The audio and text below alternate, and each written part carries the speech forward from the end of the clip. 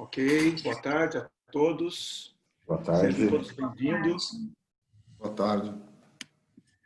Bom, eu sou Olavo Sachs, diretor técnico da Sabesp, Associação dos Engenheiros da Sabesp.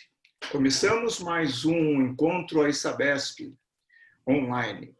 Nossos encontros abordam temas do saneamento, do meio ambiente e de inovação, conectando o setor de saneamento, seus profissionais e a sociedade. Esta é uma das iniciativas da Sabesp, dando continuidade às suas atividades neste período, como as preparações para o 31º Encontro Técnico FENASAN 2020, que agora tem nova data, de 15 a 17 de dezembro deste ano. Ressaltamos que estamos acompanhando a situação nacional e mundial e seguindo as orientações das autoridades e órgãos competentes de saúde. Estamos confiantes na melhoria do cenário e trabalhamos intensamente para promover o desenvolvimento do setor de saneamento ambiental no Brasil. Neste webinar, vamos abordar um tema muito importante do nosso setor, o BIM, que é Building Information Modeling, no ciclo de vida do ativo de saneamento. Para este encontro, teremos os palestrantes Sérgio Mota, diretor de engenharia da Levante, e Pedro Soetti, gerente da Autodesk do Brasil. Lembramos a todos que este webinar está sendo gravado e o vídeo ficará disponível no site da Sabesp para quem quiser assistir de novo ou compartilhar. Você que está nos assistindo pode fazer perguntas pelo chat. É só clicar no ícone abaixo desse vídeo. Ao final da apresentação, nossos convidados, palestrantes, responderão às questões. A moderação será da presidente da Sabesp, a engenheira Viviana Borges. É presidente da Associação de Engenheiros Sabesp, a Sabesp, nessa gestão de 2019 a 2021. Engenheira da Sabesp há 22 anos, atua como gerente de divisão de planejamento, gestão, desenvolvimento operacional da produção, MAGG, Unidade de Negócio e Produção de Água, MA, da Sabesp. Desde 2008, tem entre suas atribuições a responsabilidade pela engenharia da macrodistribuição de água da região metropolitana de São Paulo. Tem mais de 20 anos de experiência em modelos matemáticos no saneamento.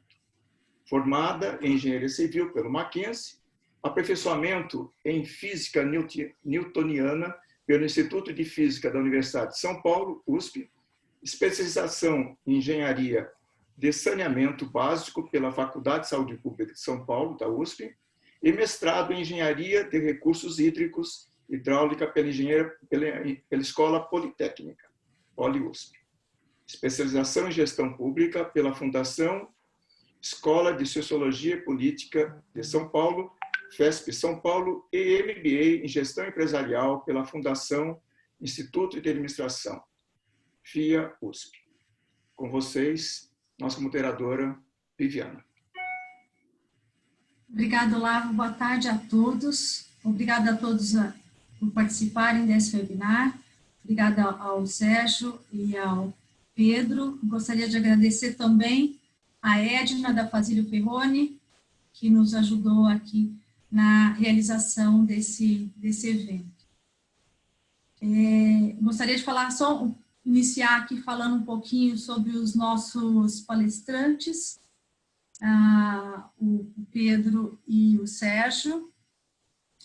O Pedro Soetti tem trabalhado na área de projetos de estradas e infraestrutura em geral, desde 1996, formado em engenharia civil, pós-graduado em engenharia rodoviária e vias urbanas e geodésia. Atuou como engenheiro de planejamento na construção da hidroelétrica de Estreito, no Maranhão, como gerente de produção na obra da Comperj, no Rio de Janeiro, e diversos projetos aí na área de estradas, o DR e o DENIT. e prefeituras municipais e diversas concessões aí de rodovias. E atualmente tem ajudado as empresas no processo de transformação digital dentro da metodologia BIM, que é o assunto que nos traz aqui hoje. E o Sérgio Mota, bacharel em Engenharia Civil pela Universidade de São Paulo de São Carlos, em 91, licenciado aí em Física, também meu colega que gostou da área de Física pela Universidade de Franca, cursando especialização em BIM, é outro entusiasta aí dessa tecnologia, das ferramentas que vem ajudar a engenharia aí a otimizar os recursos, tanto na execução quanto operação e manutenção. Então, está fazendo essa especialização em BIM na PUC de Minas Gerais. Atualmente atua como diretor de engenharia na Levante, com experiências em automação de sistemas de abastecimento de água com tráfego de dados via link digital e supervisório. Construção civil de equipamentos e sistemas de abastecimento de água e esgoto e engenharia ambiental na elaboração de planos de saneamento básico, licenciamento ambiental, diagnóstico ambiental para as construções civis e mapeamento ambiental das bacias hidrográficas. Muito obrigada por aceitar nosso convite mais uma vez. Eu queria só dar uma introdução aqui sobre a justificativa, a motivação, né, de estarmos aqui discutindo essas ferramentas, essas tecnologias, com o intuito de otimizar aí a execução dos nossos empreendimentos e manter aí os nossos ativos no setor de saneamento por muitos anos. O objetivo aí é usar toda o ferramental, os aplicativos disponíveis no mercado para que a gente possa reduzir, minimizar aí os riscos, né, de acidentes e aumentar a eficiência, a eficácia aí das nossas instalações no setor de saneamento. Então, nós trouxemos aqui dois especialistas, para falar um pouquinho desse ferramental que está aí à disposição e para todo mundo que está no setor de saneamento, não só do setor de saneamento, mas a gente quer fomentar e discutir bastante o uso de ferramentas no setor de saneamento. E eu vou lendo aqui umas perguntas e fazendo a apresentação, mas pelo menos aí na primeira meia hora o Sérgio vai contar um pouquinho, falar um pouquinho sobre modelagem hidráulica para a gente e começar a falar um pouquinho das ferramentas aí da utilização do BIM. E o Pedro vai dar continuidade falando aí de toda a sua experiência no setor de BIM, para a gente depois responder as perguntas dos nossos participantes, aí, dos nossos ouvintes. Podemos começar, Sérgio, por favor. Sim, sim. Boa tarde a todos. É uma grande honra estar aqui, presente nesse webinar, ser convidado. É de grande responsabilidade falar um pouco do que a gente tem feito aí como trabalho. E a pergunta fica, né, para quem está nos ouvindo, assim, mas o que esse cara está fazendo aí se o negócio é de BIM, né? Então, o Pedro, que é o especialista em BIM, eu estou começando nessa área, né, conforme você disse.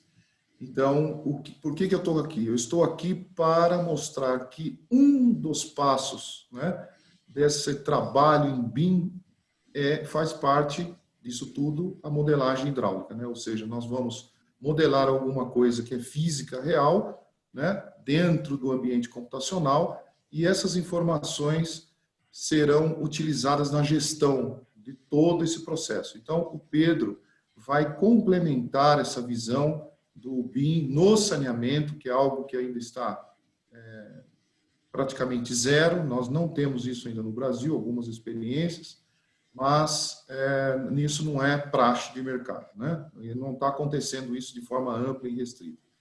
E a modelagem, que é base para isso, quer dizer, um software de modelagem hidráulica é base para a construção de todas essas informações, né? BIM, a gente tem que deixar bem claro, né? O Pedro, mais cedo a gente conversou, PIM não é um programa de computador, PIM é um processo, um procedimento de você adquirir dados e correlacionar esses dados e fazer esses dados andarem de um lado para o outro, de forma que você consiga tirar o melhor proveito utilizando vários softwares e várias tecnologias. Bom, para a gente continuar, eu vou fazer fazer o share aqui da tela, dar uma apresentação para a gente poder seguir, ficar um pouco mais didático. E depois, se vocês quiserem essa apresentação, eu disponibilizo para a Sabesp e eles passam para vocês, se for o caso, né?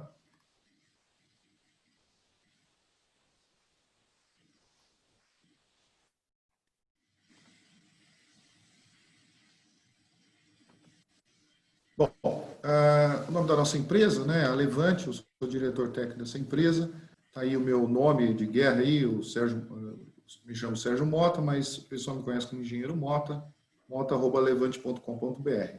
A Levante, ela é parceira da Bentley, né, a Bentley é uma empresa que tem vários softwares na área de infraestrutura, na qual nós somos parceiros e podemos fazer cursos, etc. Mas esse não é o alvo da nossa apresentação. Nós vamos falar mesmo de modelagem hidráulica e eu coloquei aqui uma agenda para a gente não se perder. Então, eu vou falar um pouco dos conceitos de modelagem hidráulica, né, simulação, as informações necessárias para que você consiga construir esse modelo hidráulico. Vamos fazer uma breve apresentação dos benefícios, né, do recurso de modelagem hidráulica e, no final, eu vou falar aqui de importância da calibração, que para mim é um ponto muito importante, e vou falar de alguns estudos de caso, e é lógico que o tempo que a gente tem é muito curto, mas eu fico à disposição aí depois para as perguntas, e se for o caso, quiserem me procurar para aprofundar conhecimentos, a gente trocar ideias, a gente pode fazer isso sem problema.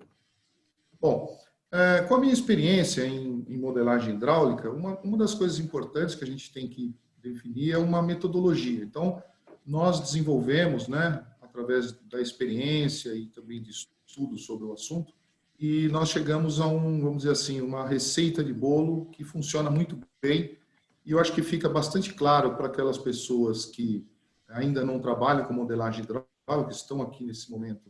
Talvez alguns conheçam, outros não, mas então eu vou falar de forma para todos, né? Quem tiver um conhecimento mais aprofundado, me desculpe de passar por essas fases aí, mas é muito importante. Então, quando a gente chega para poder ajudar, né, a fazer um modelo hidráulico de um sistema de abastecimento de água ou de um sistema de esgotamento sanitário ou mesmo de um sistema de drenagem, né, que todos esses sistemas são passíveis de você fazer o modelo, a primeira coisa que a gente precisa fazer é ir até o local e coletar a maior quantidade de dados possíveis sobre aquela cidade, aquele sistema.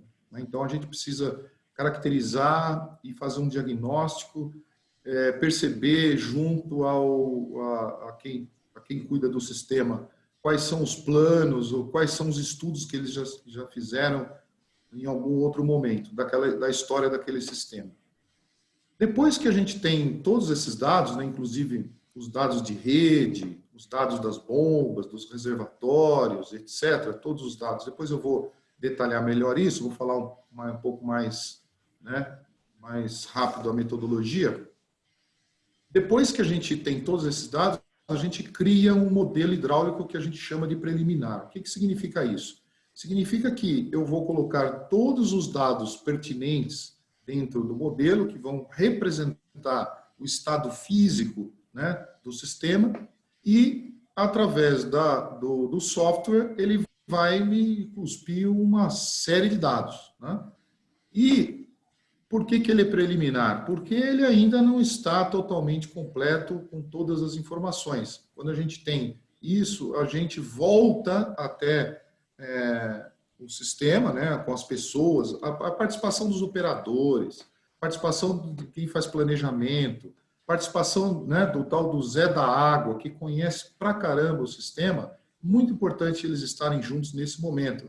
Isso dá um sentimento de pertencimento e, ao longo do trabalho, você já começa a introduzir uma mudança de cultura, que isso é muito importante para que a modelagem hidráulica perdure no tempo, né? Seja perene, para que as pessoas entendam que aquilo que está sendo feito é muito importante para o sistema. Então, a gente faz uma compatibilização com a operação, ou seja, levanta dados e pergunta para eles, mas aqui a pressão é realmente tão baixa? Aqui está apontando que falta água nesse bairro. Aí alguém pode me responder, não, nunca tivemos uma reclamação. E aí a gente pode inferir a seguinte conclusão. Pode ser que o sistema, né, esse modelo hidráulico, não está representando a realidade, mas pode ser que naquela região ninguém reclamou de falta d'água porque todos têm um reservatório acoplado na sua casa, né? Então, nos momentos de falta d'água, a caixa supre isso e depois à noite ela volta a ser abastecida e essas pessoas não percebem isso. Mas isso é uma informação muito importante. Ali nós temos que, de certa forma, buscar uma informação mais precisa. Eu vou falar um pouquinho para frente. Depois que a gente faz tudo isso, logicamente que em paralelo, a gente tem uma grande demanda de informações de como que essa população vai crescer, porque o modelo hidráulico você pode carregar ele com consumo, uma população no futuro e pode mostrar no futuro como é que você quer o seu sistema. Geralmente os sistemas, na maioria dos municípios, não são totalmente setorizados, existe muita mistura de água e o ideal é que você faça setores para que você possa controlar melhor todo o sistema, em termos de perda, né, os consumos, macromedição, micromedição. Então, é muito importante fazer esse estudo populacional de demanda, avaliar o consumo, né, o consumo per capita, avaliar as perdas que estão ali no sistema, mesmo que não existam medidas muito precisas, mas você, através da modelagem, você pode começar a perceber e seguir alguns caminhos para poder ser mais assertivo possível. E aí, o item 4, que para mim coroa todo esse esforço, que a gente chama de modelo hidráulico calibrado. Eu digo para todos vocês que estão nos ouvindo o seguinte, quem for um dia prometer para vocês que vai fazer um modelo hidráulico do seu sistema e não vai conversar com ninguém daí de dentro, do planejamento, da operação, o Zé da Água, e não fizer medidas em campo, ele não está fazendo o modelo hidráulico adequado para vocês. Eles podem estar inferindo uma obra para futuro, uma setorização, que no dia da implantação não vai funcionar. Então, isso precisa estar muito claro na cabeça de todos, que calibrar o modelo é muito importante. E aí, com isso, você tem o seu modelo hidráulico calibrado e daí você vai partir para fazer o que você quiser, o que você imaginar dentro do seu sistema. Você vai poder testar tudo antes de você partir para uma obra, uma modificação. Tá? Então, isso é uma metodologia que a gente segue, espero que tenha sido claro, e eu vou detalhar um pouco mais à frente. Bom, então, o que a gente acabou de falar, se você dividir em 3 módulos muito bem definidos, você tem os dados de entrada, então existem mecanismos dentro do software para você colocar todos esses dados. Então, no caso do WaterJens, da Bentley, ele recebe banco de dados, ele recebe planilhas, ele recebe informações de terreno, então você consegue colocar todas as informações, você consegue importar um banco de dados em GIS, né, com todas as suas características para dentro da modelagem hidráulica. Então, quem tiver isso, já está um passo grande na frente, está muito já evoluído para conseguir conceber dentro de uma modelagem hidráulica. O que a gente chama de rodar, né, rodar um termo entre aspas aí, o modelo, significa que esse software tem lá as equações de hidráulica e vai interar tudo isso e vai te cuspir uma infinidade de dados. Você vai poder gerar infinidades de gráficos, né, de pressão, de vazão, de perda de carga e tudo mais. E os resultados que você pode colocar, trazer, você pode ter vazões, pressões e tudo mais. você pode coletar do modelo. Aqui um pouco mais detalhado, né, para que todos entendam. Então, os dados para a construção, a gente chama de cadastro de rede, que geralmente eu já me deparei com várias situações, desde alguém que tem um GIS muito bem construído, até pessoas que têm parte do cadastro em papel, outra parte em PDF e outra parte em DWG. Aqui, o que eu tenho de informação, sem citar os nomes das cidades, né? Eu já cheguei a pegar cidades em que existiam 3 cadastros simultâneos, né? O planejamento usava um, a operação usava outro, e o pessoal lá que vai fazer o serviço de rede na rua tinha outro. Uma outra coisa que muito importante é o tipo de material e a idade de implantação. Eu vou falar um pouco mais à frente de uma experiência que eu estou tendo agora, neste momento, com o projeto, que você conhecer essas informações é muito importante e isso ajuda bastante na calibração do modelo. Às vezes, se você estiver utilizando o coeficiente de rugosidade de todas as tubulações novas, isso vai inferir um erro e isso pode mascarar o seu processo de medição de campo para calibração. Então, isso é importante se você tiver, né? Essa implantação, a idade de implantação, é o Zé da Água que vai te fornecer, né? Ele às vezes trabalha 30 anos no sistema, ele vai falar, não, naquela região foi implantada em tal ano, que tubo que era? Era tubo de PVC e tal. Então, essa conversa informal junto com as pessoas, né, é muito importante, essa psicologia tem que ter uma psicologia grande para que você consiga colocar todo mundo para trabalhar em equipe, e isso é muito salutar e dá muitos bons resultados, né?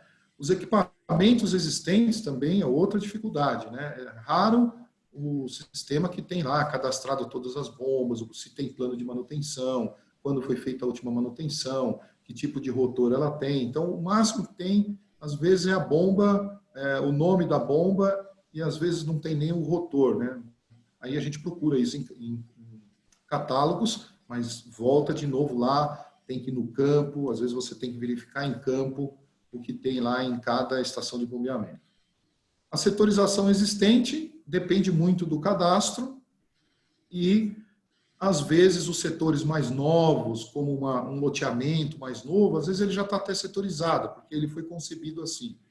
Essas informações são muito importantes, porque se você tiver um setor, né, numa cidade que é tudo misturado, se tiver um setor que você possa medir a vazão de saída do reservatório para este setor, isso vai te dizer, vai te mostrar a curva de consumo, que para um modelo hidráulico, eu preciso informar para ele como é que essa cidade ou essa região responde ao consumo, né? E isso muda de cidade para cidade, tem cidades que estão numa área mais quente, tem um funcionamento diferente de uma região mais fria, é sazonal no ano também. Então, essas informações, eu digo que um sistema de abastecimento de água é como o nosso corpo humano, ele é um ser vivo, né? Ele atende às nossas necessidades biológicas. Então, é bastante complexo o conhecimento de todo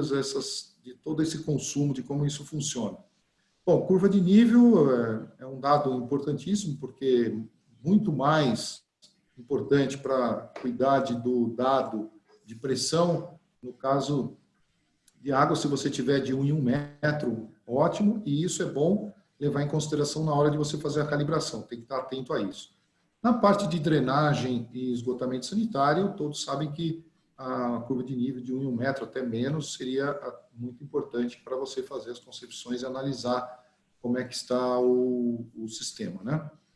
Bom, quando você vai carregar, então você precisa desses dados e você precisa carregar a demanda, né? Quer dizer, tá bom, e esses pontos, né, essas ligações que você tem, quantas são, né? Cadê os hidrômetros? Você tem uma planilha aí que mostra todos os hidrômetros com seus consumos, pelo menos de 12 meses, para a gente perceber como é que isso funciona ao longo do ano? Você tem que ter. Se você tiver uma amostra maior, tanto melhor, né? Quanto mais dados você tiver, se você filtrar isso direitinho, você começa a ter a cidade começa a mostrar o seu DNA de consumo. E se você tiver um georreferenciamento nessas ligações, melhor ainda, né? Você consegue locar, se tiver às vezes a locação, latitude e longitude do seu hidrômetro, a gente já fez trabalho assim de conseguir extrair da tabela isso e colocar no modelo, e a gente fica sabendo onde que está acontecendo cada consumo. E vocês sabem que nem sempre o distrito de medição é igual ao distrito físico de setorização. Então, tem que tomar um cuidado para colocar os consumos no lugar certo aí. Eu já falei aí dos últimos 12 meses, é muito importante. Eu vou contar para vocês à frente também numa cidade que não tem hidrometração, é um desafio a mais para você conseguir chegar numa demanda adequada para que você consiga calibrar o seu sistema, né? E também a discussão sobre as perdas, né? Quanto de perda você vai associar a cada nó desse modelo? Você tem que colocar qual é a demanda, qual é o consumo per capita e qual é a perda associada àquele sistema, ok? Então, isso já está um pouco mais detalhado, o grau de complexidade e de cuidado que tem que ter para você levantar esses dados todos e colocar no modelo, né? Isso que eu estou colocando aqui, para reforçar um pouco o anterior, essa parte de telemetria, desse slide, muito importante, essa palavra telemetria, né? É raro os sistemas que são todos com telemetria, mas se você tiver algum, você tem que aproveitar esses dados. E eu queria provocar um pouco vocês aí, já que é BIM, né? A gente tem que provocar na seguinte direção. No futuro, o que nós, modeladores, pessoas que trabalham com o sistema e tal, a gente quer o quê? A gente gostaria de ter um sistema totalmente controlado à distância, né? Que tudo fosse medido, a gente conseguir fechar e abrir válvulas, né? Mudar a pressão de um determinado local, nós percebermos rapidamente onde está tendo vazamento, e nós já temos toda a tecnologia no mundo já tem pronta para fazer isso. Logicamente que a gente tem que criar as condições, né? Isso custa um certo dinheiro, então precisa ter montar uma infraestrutura, vamos dizer assim, um projeto, né, a longo prazo para que você consiga fazer essas inserções no sistema de forma que ele possa responder real time. O WaterJanes, ele opera o seu modelo, por exemplo, em processo de escada, ou seja, se eu receber os dados, ele vai responder na hora e mostrar para você na hora como é que estão as pressões dos pontos, as vazões e tudo mais. Então, aí realmente nós teremos um ser vivo, né, numa tela de CCO para poder manipular tudo isso. Bom, aqui é vamos dizer assim, um resumo, né, do que a modelagem hidráulica pode fazer pelos sistemas, buscando eficiência operacional. Então, olhando ali da esquerda, vocês estão vendo ali controle de pressões, aquilo ali, aquelas manchas azuis, uma legenda onde as pressões são adequadas num determinado momento do dia, né? Porque a modelagem permite você olhar essas pressões ao longo das 24 horas, né? Em função do consumo e da disponibilidade. Então, ali você começa a ver que tem alguns lugares que você tem pressões críticas que estão acima da norma, e nesses lugares são os lugares onde você terá maior perda, né? A equação de Favart mostra isso, né? Que é diretamente proporcional aí às pressões. Quanto maior a pressão, maior perda física, né? Você pode fazer uma operação com redução de gasto energético, porque você vai dimensionar a bomba corretamente, você vai conhecer o seu sistema, a perda de carga que está ali dentro desse sistema, e você vai conseguir operar isso com mais eficiência energética. Estudo de setorização, porque você pode, na sua concepção, da sua setorização, você pode brincar à vontade e fazer várias alternativas em função dos seus setores produtivos, do transporte de água a longa distância, né? Você pode fazer um estudo entre mananciais superficiais ou poços, né? Então você pode dividir os setores assim de forma que você consiga a melhor eficiência, o menor custo do metro cúbico produzido com menor perda. Ali você tem também, a Viviana está em cima do, deixa eu tirar aqui. Está em cima do que eu, aqui, deixa eu tirar aqui. Aqui, ó. Colocou aquela que é no centro da tela. Então, gestão de ativos, né? Então, agora eu vou chamar, né, o Pedro, que vocês vão ver daqui a pouco. Pedro vai falar muito disso. Então, a partir do momento que você tem tudo isso que eu estou falando, então você tem toda a infraestrutura do seu sistema dentro de um software, né? Está tudo ali. Então, você conhece cada item, cada equipamento da sua indústria de água. Nós temos que encarar o nosso sistema de abastecimento como uma indústria de água. E é a única indústria que é necessária existir em todos os municípios do planeta. Isso é muito importante.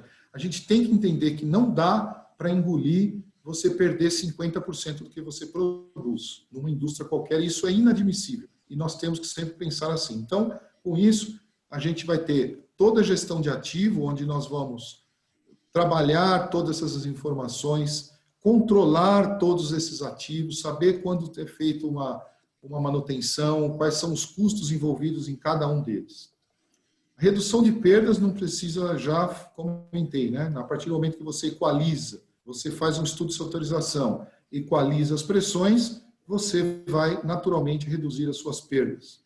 E uma coisa que é muito patente, que a gente às vezes somos cobrados aqui por quem está fazendo modelo hidráulico, mas não dá para você ver lá como se vai atender o bairro tal, né? Eu falo, você já tem o seu modelo calibrado? Não, faz um estudo aí. Eu falei, não dá, filho, eu tenho que ter todas as informações para poder dizer para você se dá ou não para abastecer. Então, é um negócio sério. Então, esse estudo de novos investimentos é algo que todos os sistemas demandam. Eu preciso saber se eu sou capaz ou não de atender, por exemplo, vai chegar uma indústria na cidade tal que vai usar bastante água. Primeira coisa que ele vai fazer, ele vai na cidade e vai perguntar, vocês conseguem atender? Eu preciso de tantos litros por segundo. Espera aí, eu vou pedir lá para o meu menino ver isso daí. Aí demora 8 meses para ele dar essa resposta, aí você perdeu. Com modelagem hidráulica, você responde isso em questão de minutos, né? Você senta lá, opera, papapá e... Você me deu o gancho aqui nessa sua Pode falar. apresentação, nesse seu slide, você já deu um gancho aqui bem legal do porquê que a gente está falando de não só de BIM, mas BIM no ciclo de vida do ativo. Exato. É por conta disso, né? A modelagem hidráulica, muitas vezes, ela é vista como aquilo que vai fazer a concepção e depois parece que não existe mais. E o BIM, inicialmente, ele surgiu aí, é uma metodologia muito voltada para a área de empreendimentos. E no setor de saneamento, é isso que você está falando, a gente tem que conviver com o sistema, a gente tem que operar, fazer manutenção por muitos anos. Então, nossas instalações, nossos equipamentos, eles necessitam de novos estudos, novos investimentos, como você diz, intervenções ao longo da vida útil dele, né? É aí que a gente está trazendo, e o porquê juntar a modelagem hidráulica com BIM, todo esse aparato que a gente tem para cuidar das instalações, dos nossos equipamentos durante muitos e muitos anos. Na realidade, a gente entra na empresa, vai embora, se aposenta da empresa, né? Trabalhando naqueles empreendimentos que já existiam e alguém dá continuidade. Exato. A gente já conseguiu abrir um pouco o cenário aqui para quem está nos escutando. A gente podia dar uma passadinha agora para o Pedro e depois a gente volta mais um pouquinho para a gente discutir um pouco mais sobre a sua experiência em modelagem hidráulica. Tá bom, tudo bem. Deixa congelado aqui ou eu saio do share da tela aqui? Eu acho que você vai ter que sair porque o Pedro vai apresentar vai ter uma apresentação, depois você volta. Tá bom. Saiu, né? Vamos lá, Pedro. Olá, tudo Agora, bom? agora fala aí do nosso BIM aí, vamos ver. O que dá para fazer em BIM no nosso saneamento aí. É isso aí, beleza. Tá ótimo. Boa tarde a todos. Vou compartilhar aqui minha tela com vocês e a gente já começa a falar. Bom, primeiro eu queria só pontuar algumas coisas que nós temos aqui no mundo atual, né? Hoje existe uma crescente cada vez mais a população, isso é sabido por todos, né? Nós sabemos que existe um forte impacto cada vez maior das quantidades de pessoas no mundo, e isso impacta muito no nosso setor, no setor de infraestrutura, principalmente. O setor de infraestrutura, ele é o suporte a toda a população, é o suporte às estruturas, é o suporte às casas, e o saneamento é um dos suportes mais primários de todos eles. Na verdade, é difícil de falar quem vem antes, né? Mas em infraestrutura parece que todos chegam ao mesmo tempo, e principalmente um setor tão atrelado com a vida das pessoas como é o do saneamento. Só que a nossa indústria em si, a indústria da construção civil como um todo, ela apresenta uma série de problemáticas ainda, né? Nós estamos trabalhando para melhorar isso, né? Mas esses são os dados coletados pelo TCU, coletados por alguns órgãos, mostrando que existem uma série de problemáticas no contexto geral da construção civil. Não só no primeiro momento de modelagem, mas tem no projeto, na construção e também na manutenção. Então, alguns casos, como, por exemplo, eu já prever desperdício. Isso, em qualquer outra indústria, é inadmissível. Imagina eu falar que para a Coca-Cola que ela vai perder 30% da produção de Coca-Cola dela porque as máquinas não funcionam bem. Isso é uma loucura. Mas, no nosso caso, a gente acaba tendo isso. Então, isso nos força muito a mover uma indústria que, às vezes, é difícil, né? Não só nas questões tecnológicas, mas também nas questões de processos em que as pessoas estão envolvidas. E esse movimento ele tem se acelerado no último tempo, né? Devido a uma série de pressões. A primeira pressão é que o mais, né? O mais em tudo, mais pessoas, mais movimento, mais consumo, menos recursos naturais, menos dinheiro, menos possibilidade de erro, e a junção dessas duas coisas, onde eu preciso de mais e eu tenho cada vez menos, é a chance e a oportunidade de fazer alguma coisa melhor.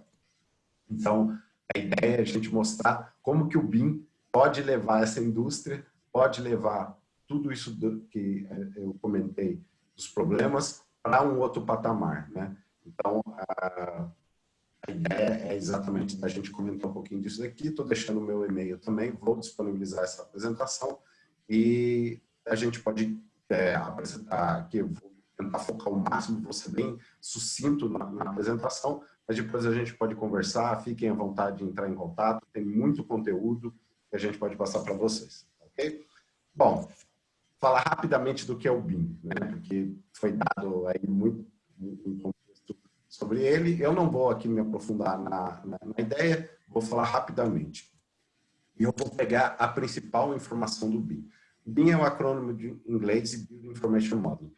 Já existe uma norma, e na norma a gente não traduziu o BIM, o acrônimo. A gente traduziu o Building Information Modeling para modelagem da construção da informação. Foi bem feliz quem fez essa tradução, porque o building, em alguns casos, é entendido como edificação, e aqui a gente colocou como construção.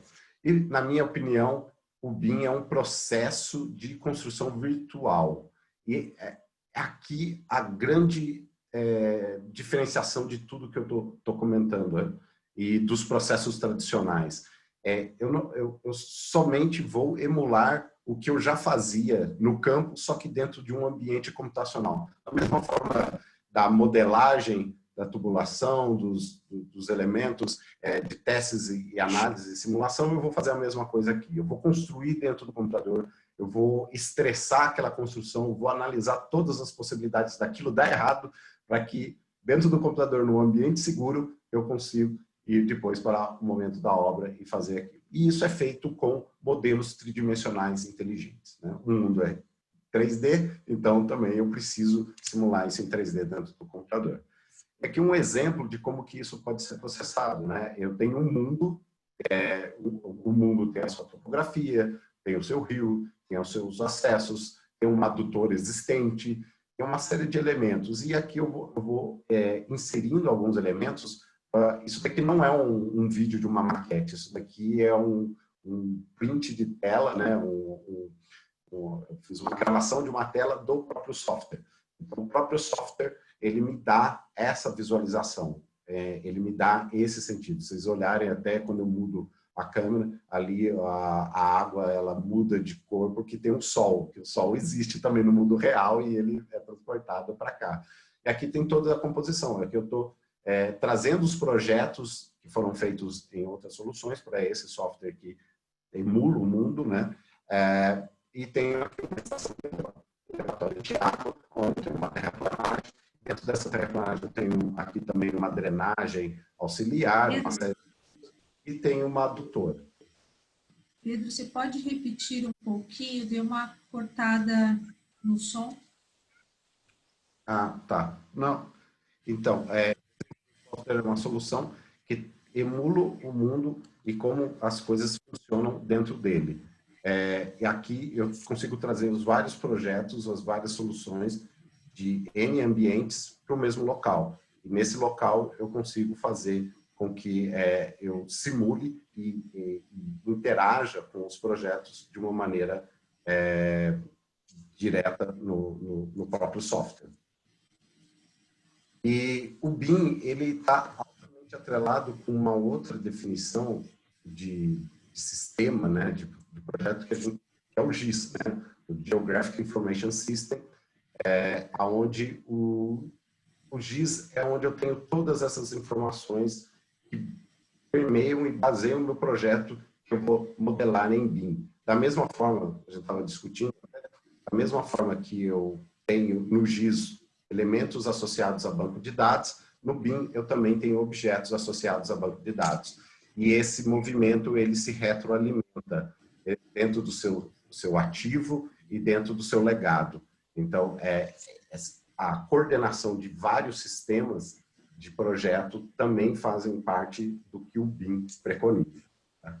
Então, eu tenho aqui mais ou menos como que seria essa colocação, onde eu tenho o BIM para criar a parte de handoff, tanto de projeto e planejamento, e depois o GIS para eu conseguir fazer a operação, o planejamento, e assim ficar de forma constante, ou retroalimentando a obra, como foi dito, ela dura vários anos, e esses anos todos eu preciso fazer manutenção e preciso fazer uma série de outros elementos. Um vídeo rápido aqui mostrando como que essa interação funciona, né? Então, a gente tem uma parceria com a empresa Esri. A Esri, ela tem o ArcGIS, né, que é um dos softwares de GIS mais famosos, e ele tem todos esses elementos configurados, né, que são essas bases a partir de banco de dados e símbolos, que podem ser automaticamente conectadas com o nosso software BIM, no caso aqui o InfraWorks, onde a gente consegue ver todos esses elementos em 3D, né? Então, a informação já estava lá. Então, por exemplo, altura de casa, localização de uma rede de drenagem, por exemplo, aquela rede, ela tem uma série de informações que vão acabar sendo colocadas em 3D. Então, se eu tenho um tubo, que eu tenho informação que ele tem 60 centímetros, a montante dele começa na cota X, a jusante na cota Y, ele vai representar isso em 3D a partir do momento que esse software ele entende essas informações que estão no banco de dados e cria esse modelo tridimensional.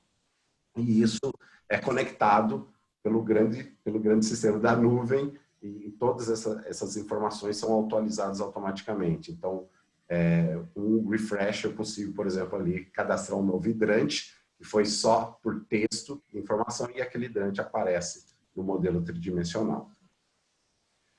Além, com isso, né, o BIM ele trouxe algumas coisas também aqui para o Brasil. Hoje o Brasil ele tem um decreto, né, de utilização do BIM, e que começou com o primeiro, foi alguns anos atrás, mas ele foi renovado agora, no dia 2 de abril, e exige o uso do BIM a partir de 2021 por algumas autarquias, por alguns ministérios do governo federal.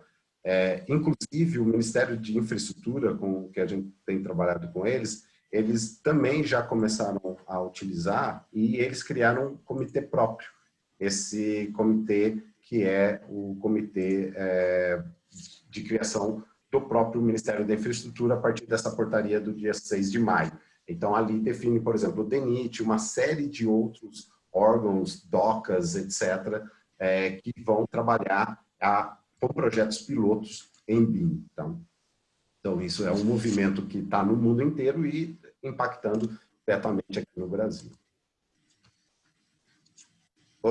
Então, como eu comentei, existe uma primeira fase em 2021 que vai focar em projeto, uma segunda fase em 2024 na parte de obra e uma terceira fase do pós-obra em 2028. Existe um longo caminho a ser percorrido, mas ele já está traçado e isso tende a se avolumar conforme os anos foram passando.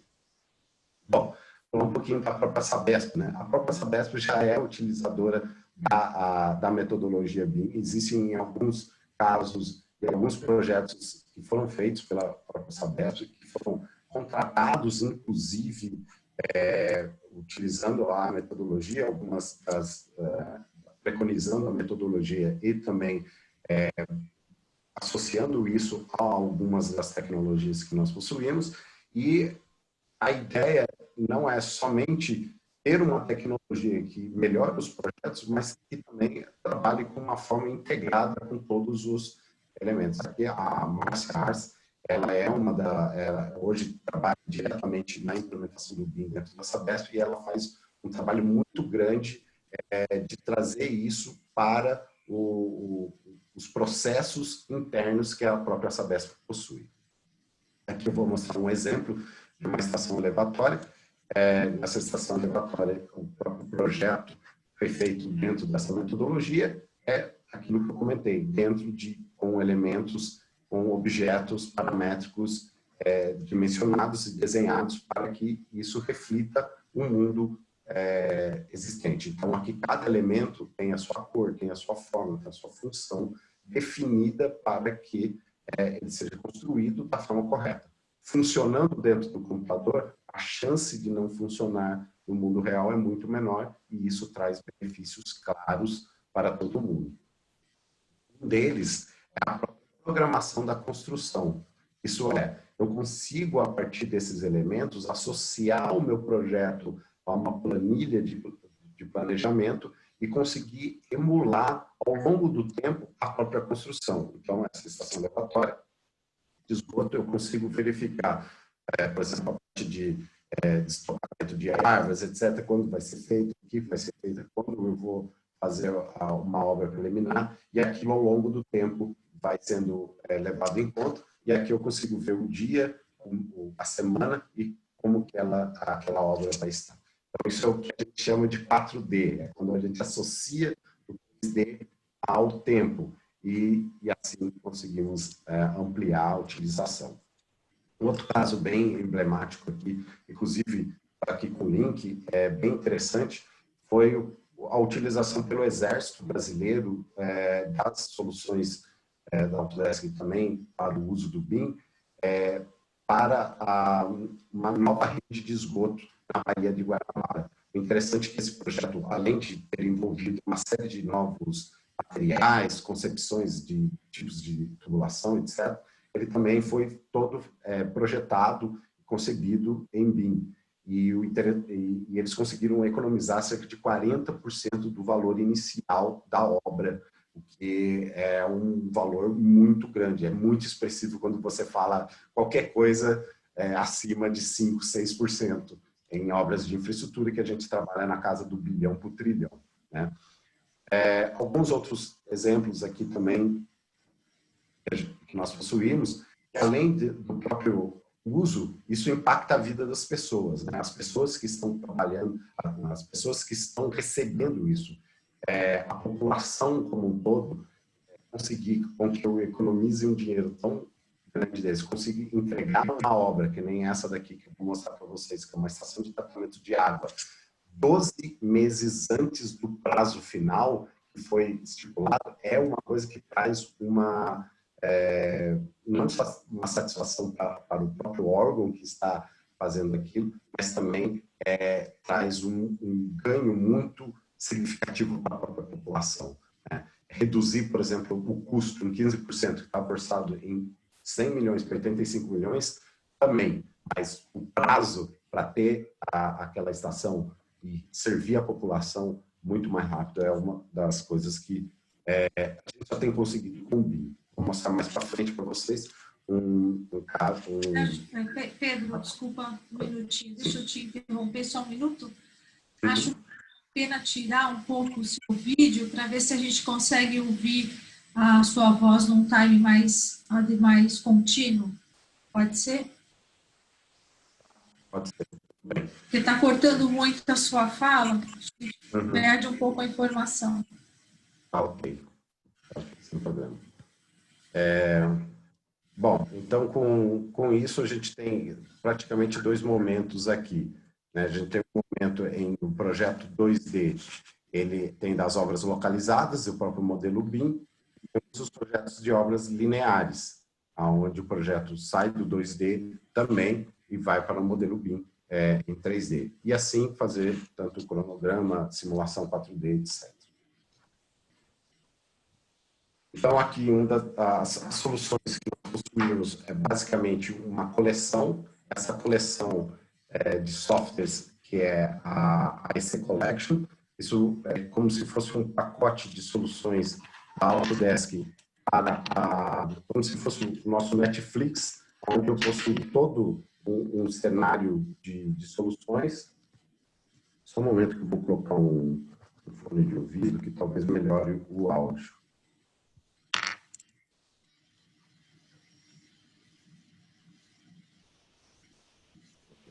E essas soluções, elas, como eu comentei, algumas delas são focadas, por exemplo, o Civil 3D para redes, o Revit para obras localizadas, o InfraWorks para trazer aquela visão geral, o Autodesk Recap para fazer a parte de utilização de drones e levantamento com laser, e o Navisworks, por exemplo, para fazer o 4D e o 5D.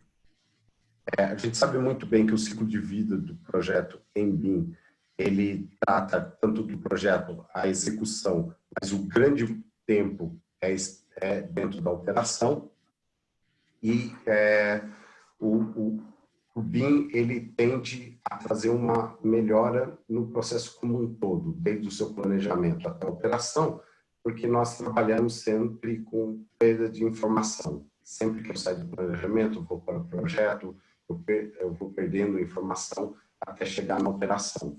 A ideia é que o BIM eu tenha uma curva suave entre o planejamento e até a operação. E com isso eu tenho algumas daquelas incertezas para ter uma previsibilidade muito maior, muito melhor dentro do meu projeto. Então, isso associando o modelo que está em 3D aos seus cronogramas e o seu custo.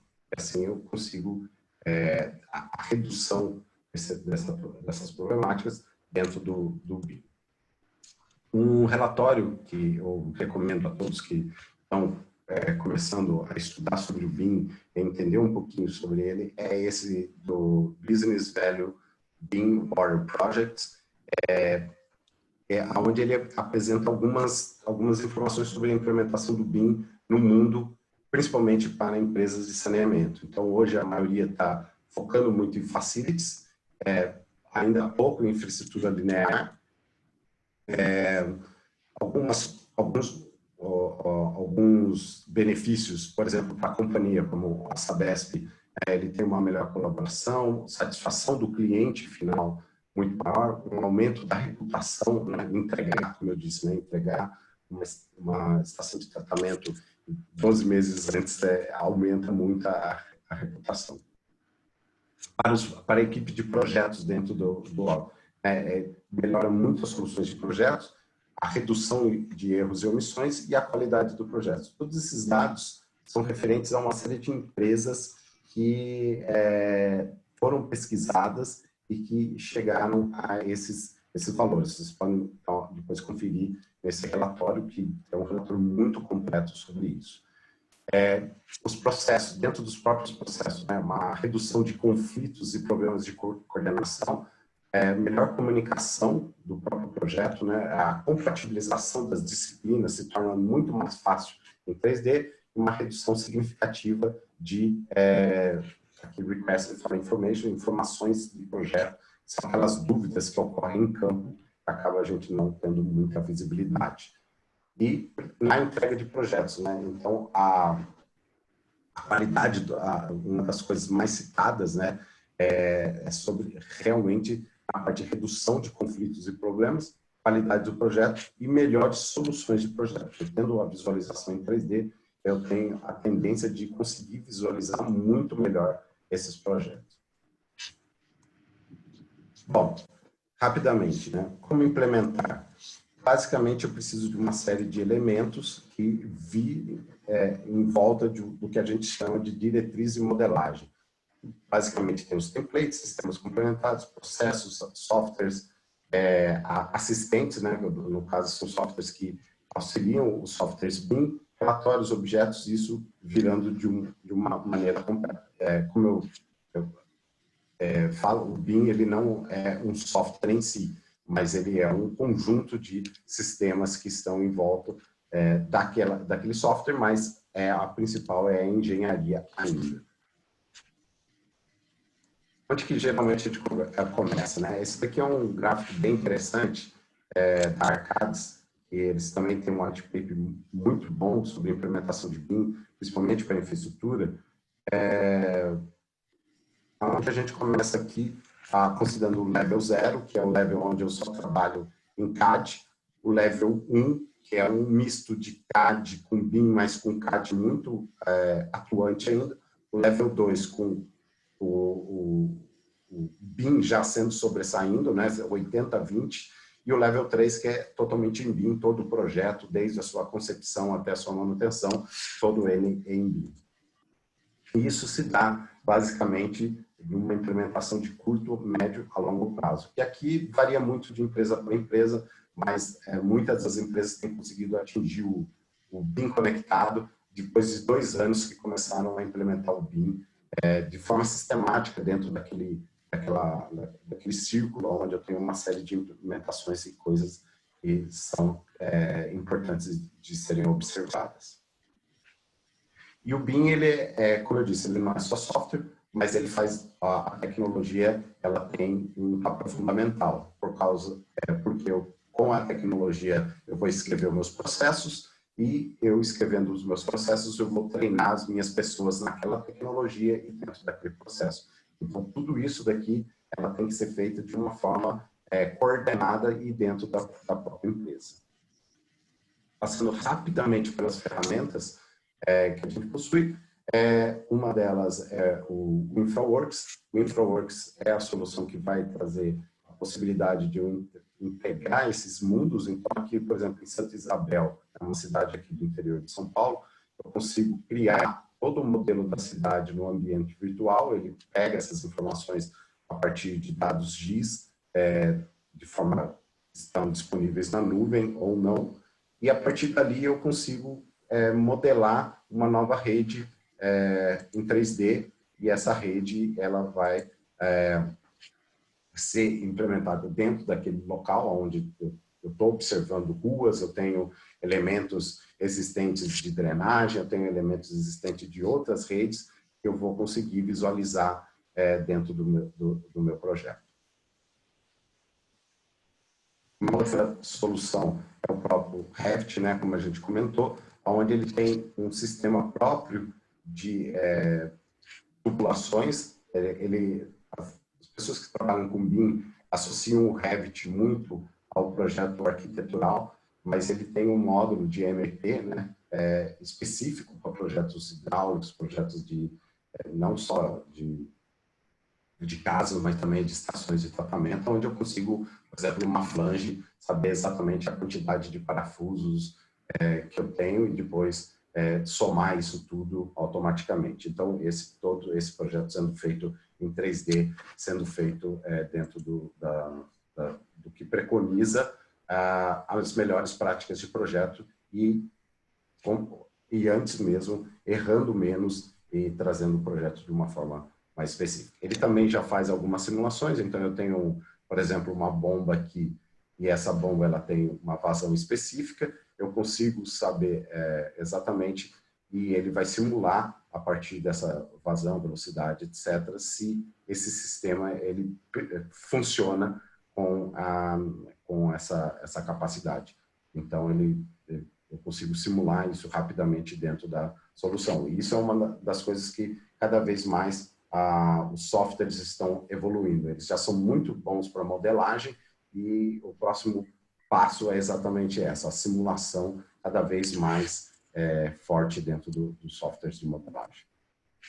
A parte também de projeto, por exemplo, de uma tutora, eu tenho uma preocupação muito grande também com a parte de documental, né? Eu estou com um projeto aqui em 3D dessa doutora, mas eu preciso documentar esse projeto. Hoje já possuímos um template, né, para o Civil 3D focado na Sabesp, com todas as suas características, os seus detalhamentos, para que a entrega do projeto ocorra dentro da função e do que preconiza ainda em 2D de algumas entregas que são necessárias. A parte de compatibilização, né, essa talvez é uma das partes mais fundamentais, né, é onde o software ele faz a procura e faz a automatizada de todos os elementos que estão tendo problemas de compatibilidade, né? A compatibilização que antes era feita por linhas, uma em cima da outra, ou era mais antigamente com papel vegetal, etc., hoje ele é feita totalmente dentro do próprio software automatizado. E depois, com isso, ele gera um relatório, e dentro desse relatório ele gera todos os clashes, onde eu consigo coordenar com todas as equipes como que esse trabalho pode ser feito. Isso também serve, né, como eu mostrei lá no começo, da mesma forma, a associação de uma EAP, né, de projeto, onde eu tenho tempo para eu executar aquele projeto, o custo para executar aquele projeto, e eu consigo simular isso dentro do próprio software para eu encontrar problemas que podem ocorrer dentro do meu próprio planejamento ou problemas que eu posso tentar resolver dentro da minha construtibilidade. Então, eu posso acelerar algum novo meio, algum novo método, e assim eu consigo trazer para um momento antes o meu próprio projeto ou a minha própria construção. É aqui que mora, aqui que reside aquele momento que eu consigo reduzir em 12 meses o tempo de execução de uma obra. Eu visualizo antes, prevejo antes, consigo simular como que eu vou fazer aquela construção e trazer para cá. Okay? Então, basicamente isso que eu queria falar para vocês, de uma forma rápida do que é o BIM, e principalmente focado na parte de saneamento, e que a gente sempre tende a trazer essas concepções, onde o mais é inevitável, o menos é a realidade, e sempre a gente tem uma oportunidade de fazer melhor. E com isso, a gente migra e faz uma mudança, né, nessa indústria que precisa tanto e que é tão essencial para a população e tão essencial para o mundo como um todo. Por último, deixar aqui novamente o meu e-mail e o nosso blog, mundoast.autodesk.com, que tem muita coisa, muito mais informações de tudo que aqui a gente comentou, e como eu também falei, a gente deixa para vocês depois uma apresentação disponível. Legal, Pedro. Essa webinar também está sendo gravada, então tudo pode ser obtido no link, que vai estar lá no site da ESABESP, no www.aesabesp.org.br. Ótimo, legal. Nós tivemos algumas perguntas aqui ao longo das apresentações, sua e do Mota, e algumas questões eram relativas aí aos softwares. Quais os softwares? Você mostrou uma série de softwares, né? Isso. E o Mota já falou lá no início que, na realidade, vinham metodologia, então tinham diversos softwares aí à disposição para serem utilizados. Algumas pessoas aqui pedem uma dica de um ou outro e como isso na Sabesp. A Sabesp, nessa parte de Autodesk, tem um pacote, né? A Sabesp tem um pacote disponível aí para uso interno e receber de projetistas, não é isso? Correto. Tem sim, a gente trabalha lá com o pessoal da TI, o CAN, né, principalmente. A Sabesp já possui um pacote, então o processo aí até de atualização desse pacote, mas ela já possui sim. Os softwares que eu mostrei aqui, todos eles estão contemplados nesse pacote. Tá certo. E tem uma questão que é assim, o que vem de base nisso tudo que a gente está discutindo, falando de ferramentas aqui, tem a questão cadastral. O Mota falou um pouquinho aí do Zé da Água, a necessidade de se perguntar. Então, tem a Mônica Outa, e aqui o meu Marcos Romano, um grande especialista e incentivador dessas tecnologias, de novas tecnologias na área de infraestrutura. Um prazer tê-lo aqui, Marcos.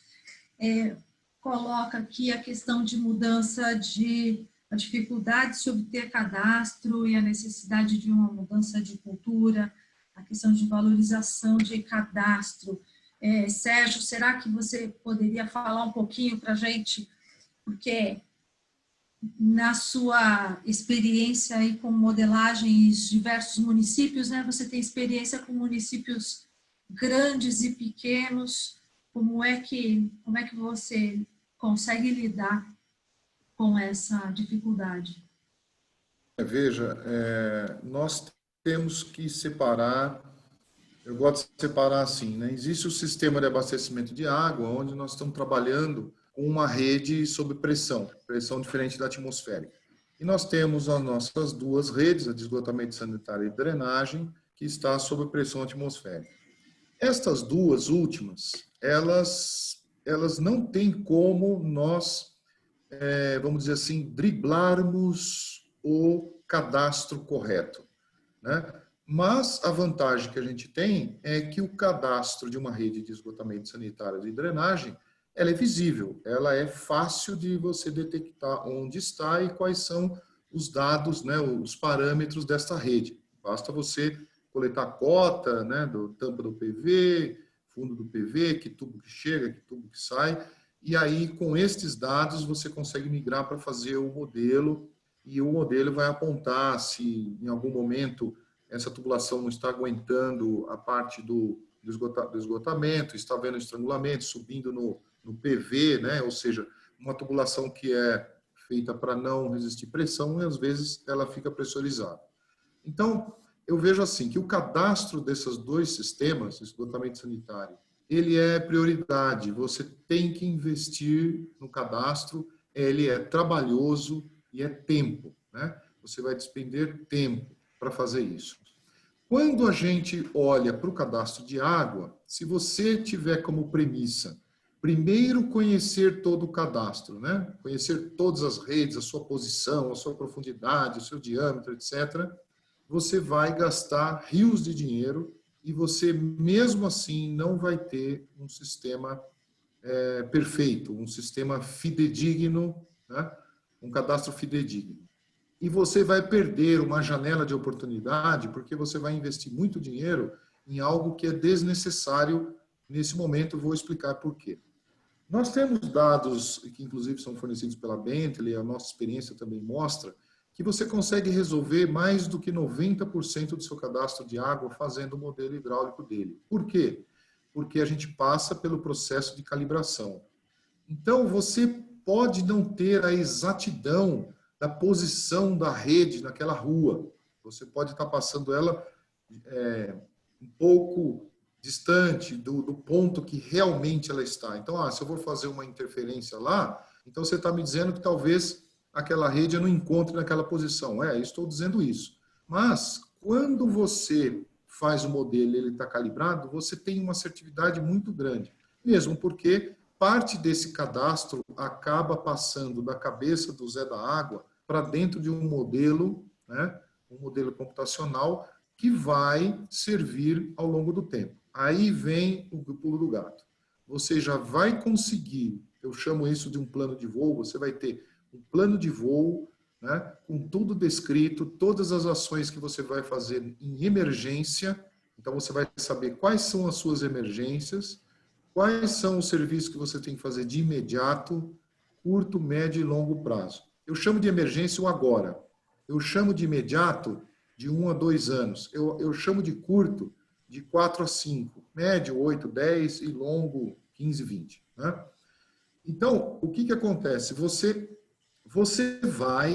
tem que criar esta nova forma de ver o sistema, você tem que investir em conhecimento da sua equipe, você tem que fazer um convencimento através da participação de que modelagem hidráulica vai ajudar e muito em tudo que você vai fazer, mas você precisa mudar o seu processo de aquisição de dados. Então, aquelas OSs que vocês... Todo dia tem gente saindo na rua, todo dia tem gente fazendo coisa na rua. A pergunta é, estas informações voltam? Elas são cadastradas? Porque se não for feito isso, você nunca vai ter o seu cadastro de rede de água perfeito. Por quê? Ao longo do trabalho, você vai validando esse cadastro e então, cada dia que passa, você tem um cadastro cada vez mais preciso. Se você for fazer isso em Georadar, eu tenho experiência em Georadar, é muito complicado. O Georadar ainda não é um equipamento para que você faça o cadastramento perfeito da sua rede. Ele é um tira-teima. Você tem lá, dizendo lá que tem 3 ou 4 redes, uma de 300, uma de 400, uma de 100. Você passa o Georadar, você detecta se existe mesmo ou não e qual é a posição. Mas para você fazer um Georadar numa cidade inteirinha, vai demorar muito tempo e você vai gastar muito dinheiro. Então, a minha experiência é, faça um bom modelo hidráulico, mude o seu processo, faça uma excelente calibração, e daí para frente é uma...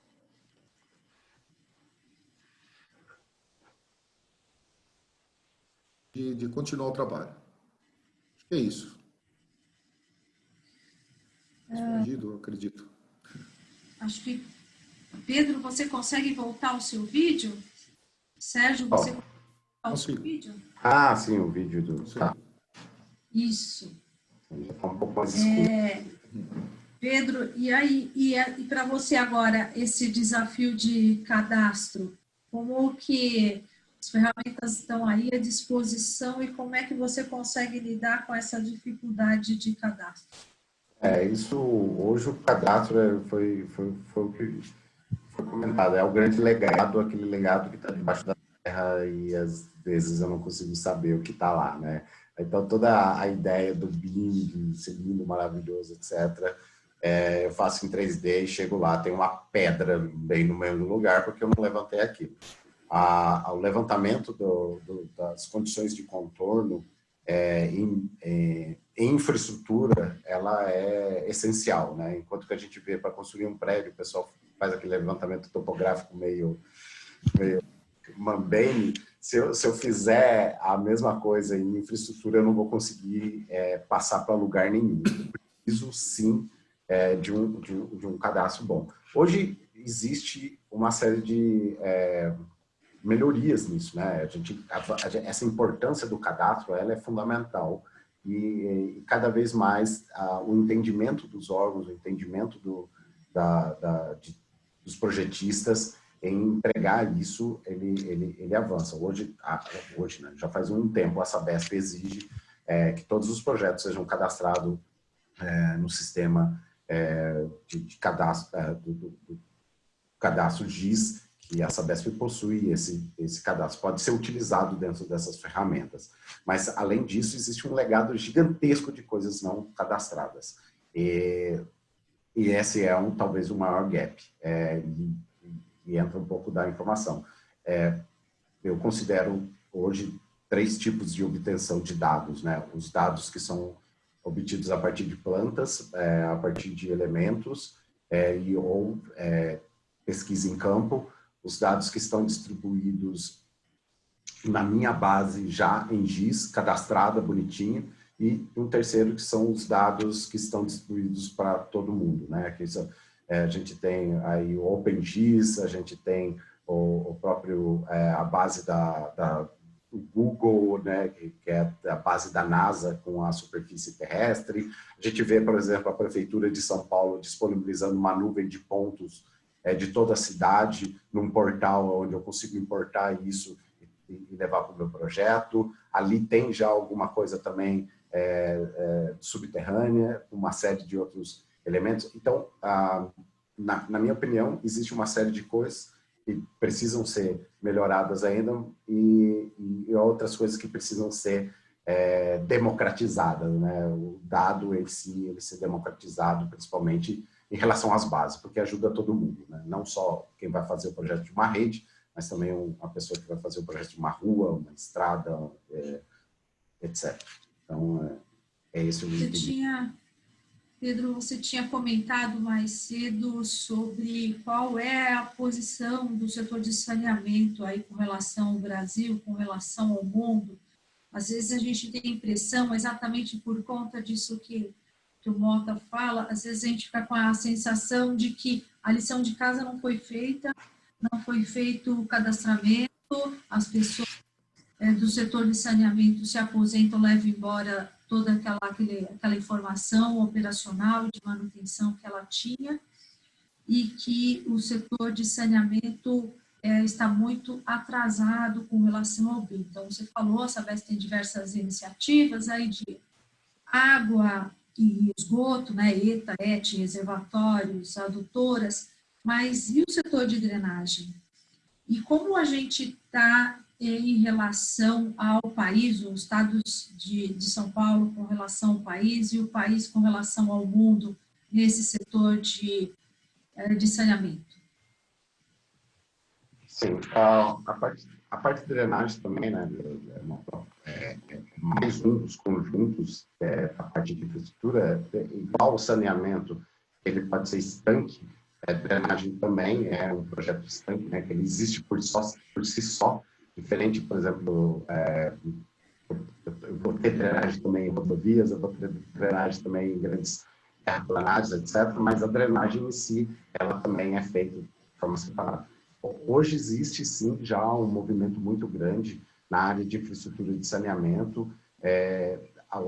Os órgãos, principalmente, eles têm visto mais, eles têm investido muito nesse setor, né? Como eu disse, aquele reports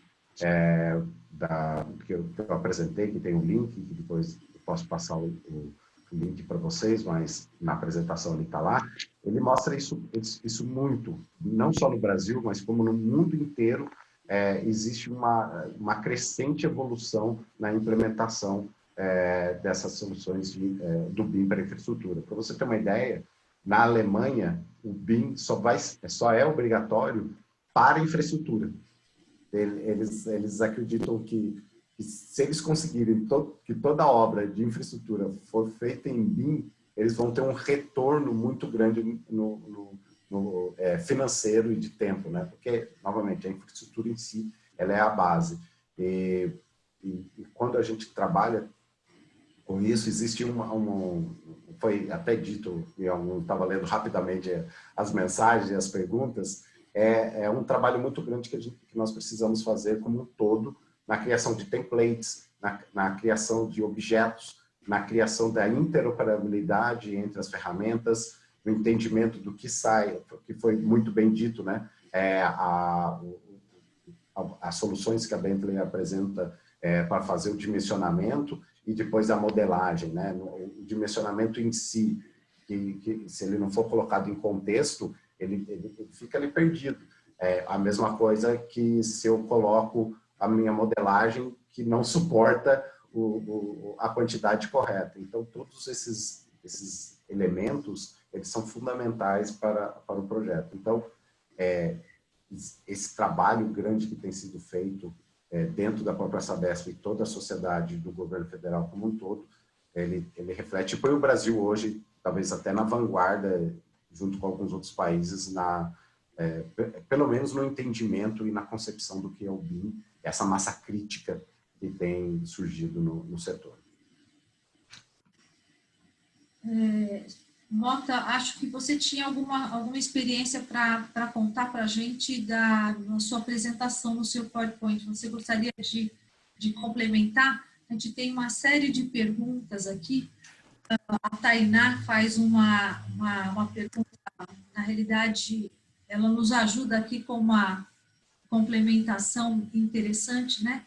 Ela considera que os softwares da Autodesk não realizam o dimensionamento. Ela vê que está mais voltado para as unidades localizadas, elevatórias, zetas e ETs, etc., como com o software Revit, Plant 3D e Civil D, mas para representar desenhos de menos dimensionamento. E os softwares da Bentley podem ser aplicados ao dimensionamento e modelagem das redes de água e esgoto, Sewage Gems e Water Gems, e para transientes, o Hammer, e para outras unidades localizadas, o OpenPlant e outros. É uma colaboração aí da Tainá, acho que cabe aí para os dois, mas eu queria saber um pouquinho, Mota, o que você tem para fechar a sua apresentação, que a gente não te deu oportunidade de terminar. Não poder terminar significa que tem bastante coisa para conversar, então você pode marcar um outro, né? Talvez um mais de BIM. O Pedro também falou muita coisa, né, em pouco tempo, eu também, então esse assunto é muito. Então já fica aí o meu convite para que você me convide para a gente falar mais coisas. Mas a experiência, assim, para deixar uma marca, nós estamos realmente muito atrasados. É uma questão prioritariamente de educação. Eu acho que as universidades não estão preparando os jovens engenheiros para o BIM, para a realidade. Isso eu já li vários artigos sobre isso.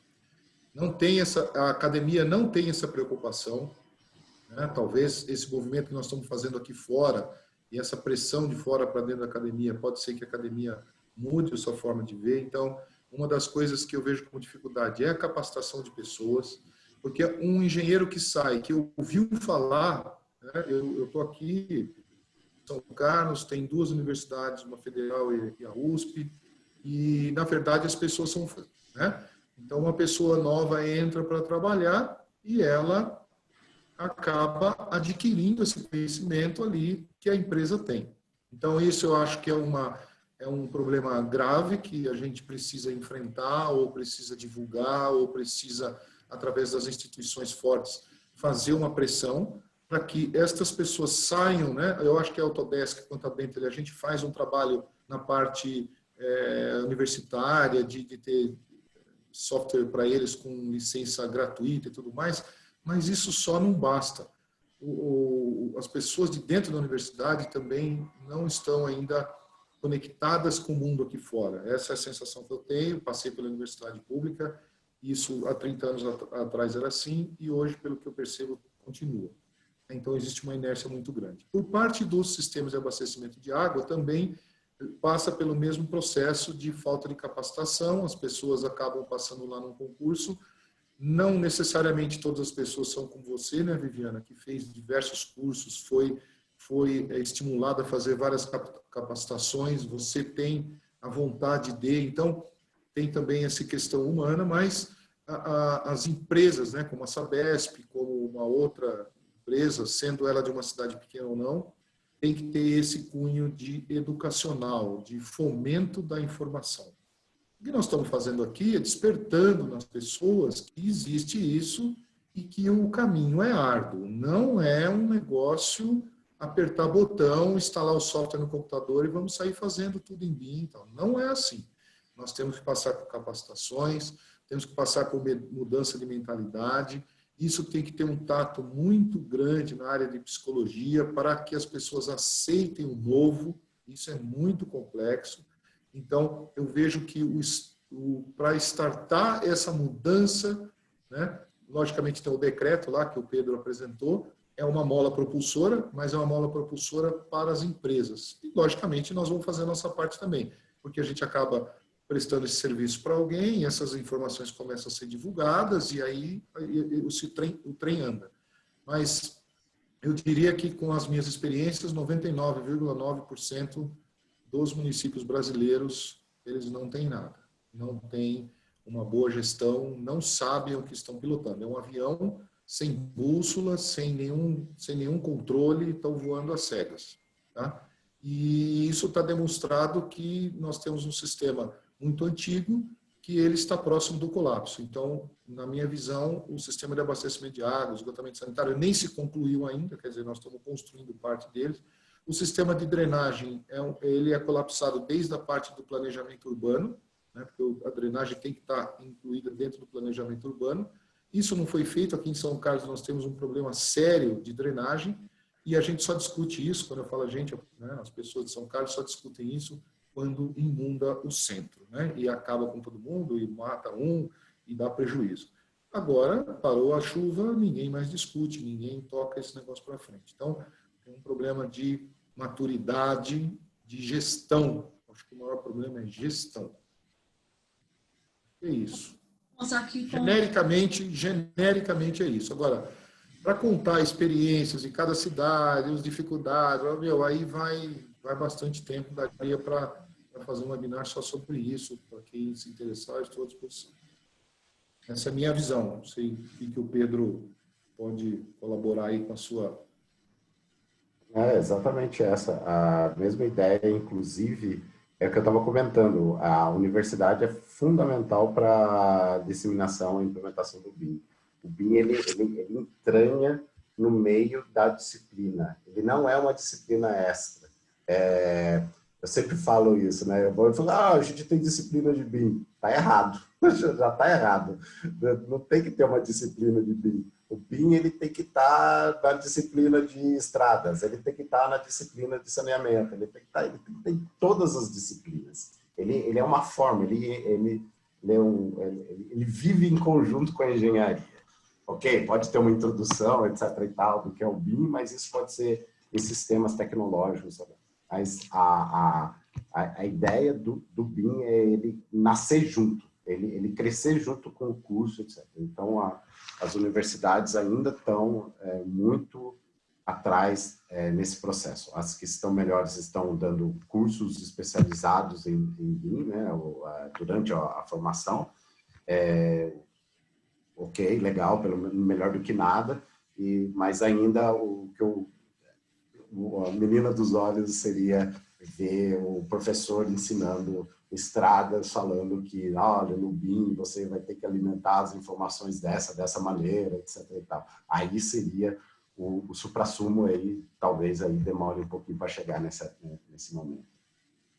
Eu acho que aqui a gente atingiu o objetivo, que na realidade é atrair alguns interessados aí para essas ferramentas disponíveis aí para a gente utilizar, motivar as pessoas a utilizarem e a pedir novos cursos. A gente está aqui com a participação do nosso diretor técnico da Sabesp, que toda hora está perguntando aí, fala quais são os cursos necessários que a gente corre atrás e disponibiliza.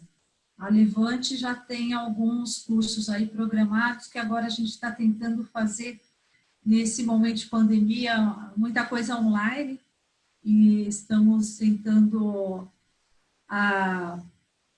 usar as ferramentas disponíveis aí da web para para fazer os cursos que antes era presencial, também de forma online. Aí tem uma sugestão, uma boa sugestão aqui da Berenice, a gente criar um grupo, discutir, Berenice Bruna. Bem interessante, bem importante, acho que faz parte, essa é uma a missão da ESABESP, né? Fomentar a troca de conhecimento e para a gente desenvolver o setor de saneamento aí todo o Brasil de uma forma sustentável. Eu agradeço muito aí a participação do nosso... É desafiador. Vai ter que suar a camisa.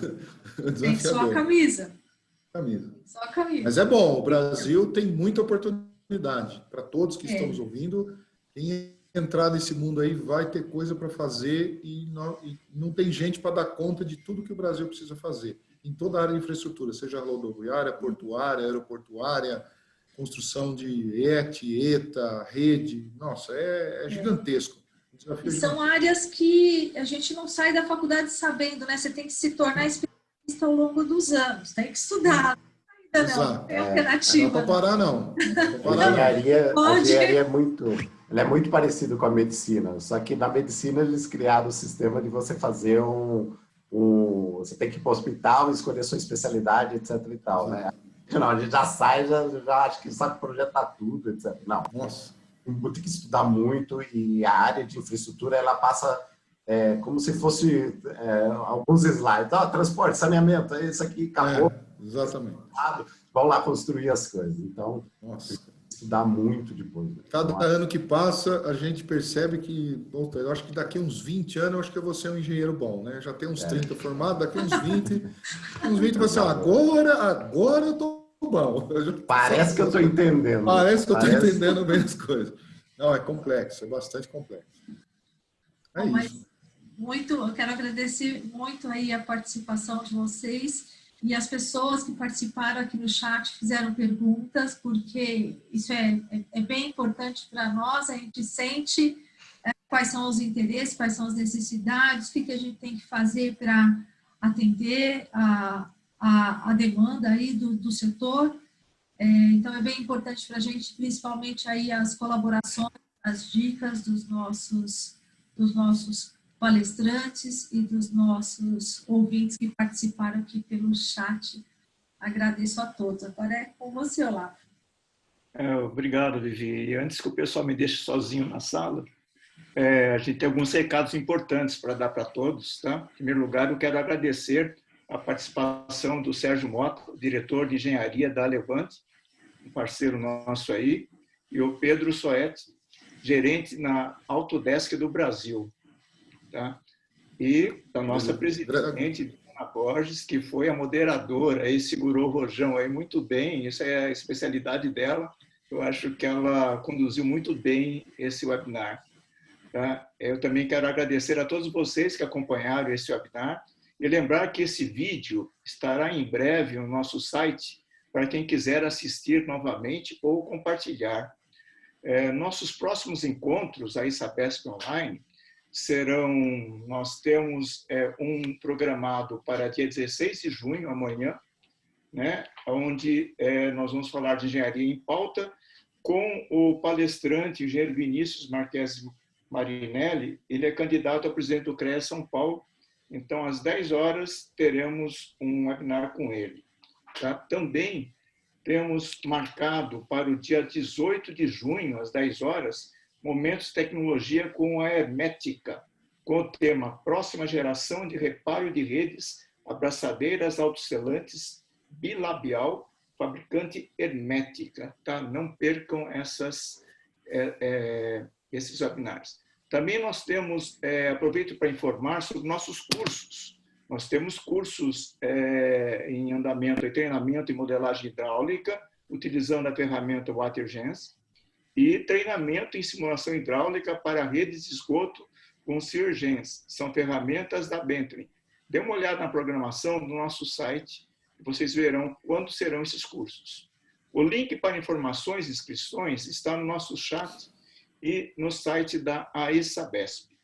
Nosso site também você encontra todas as informações sobre os nossos cursos e preparativos para o 31º Encontro Técnico FENASAN 2020, que também está em nossas redes sociais e seguem em comunicados por e-mail marketing. O site do evento está no chat. Se você quiser receber nossos comunicados, basta se cadastrar no site www.aesabesp.org.br. A todos vocês, o meu muito obrigado e uma boa tarde. Para vocês todos, muito obrigado pela oportunidade. Um grande abraço a todos que nos assistiram. Olavo, muito obrigado. Viviane, Pedro, vamos trocando aí informações para a gente evoluir nesse tudo aí, tá bom? Agradeço a oportunidade e estou à disposição para outras. Um abraço a todos, tenham uma boa tarde. Também agradeço muito a oportunidade de falar para vocês. Fico aqui à disposição, se precisarem de qualquer coisa, estamos por aí. Muito obrigado a Sabesp, Olavo, Viviane e Sérgio. Grande abraço e boa semana a todos. Obrigado.